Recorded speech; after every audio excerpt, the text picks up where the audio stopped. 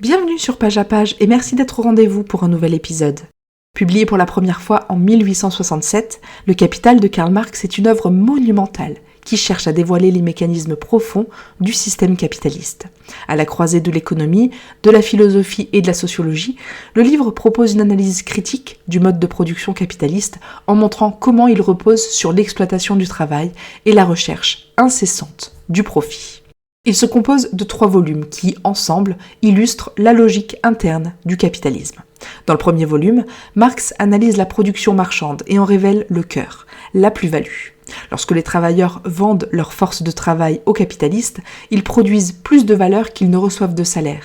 Cette différence, le travail non rémunéré, permet l'accumulation du capital. Marx distingue ainsi le capital constant, que sont les machines ou les matières premières, du capital variable, que sont les salaires, en soulignant que seul ce dernier génère de la plus-value. Le deuxième volume s'intéresse à la circulation du capital, c'est-à-dire à la manière dont l'argent traverse différentes phases avant de revenir sous une forme valorisée.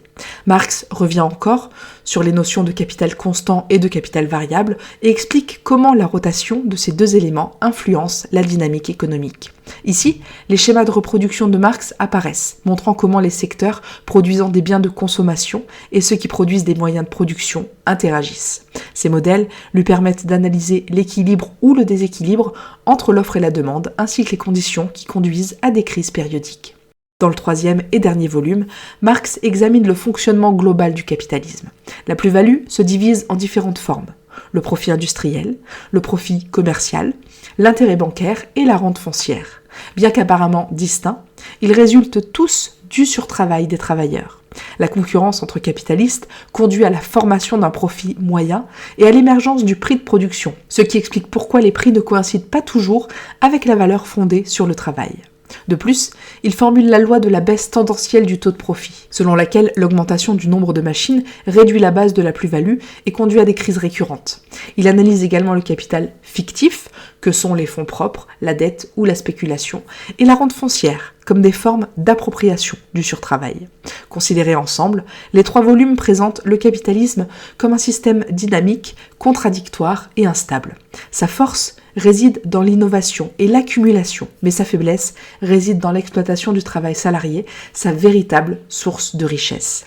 Pour Marx, ces contradictions internes signifient que le capitalisme tend à générer des crises cycliques et que, à long terme, il est voué à se transformer en un système social différent. Et c'est tout pour ce résumé court du Capital de Karl Marx. Merci beaucoup de l'avoir suivi. Pour aller plus loin, je t'invite à découvrir notre résumé complet et détaillé de l'œuvre, toujours sur tonlivre.fr. Si tu veux écouter le livre audio et t'imprégner de l'atmosphère, scanne le QR code à l'écran et profite du livre gratuitement ou bien rejoins le lien en description. Et si tu as aimé ce programme, n'hésite pas à nous laisser la meilleure note et à t'abonner pour accéder à tous nos futurs épisodes. À très vite!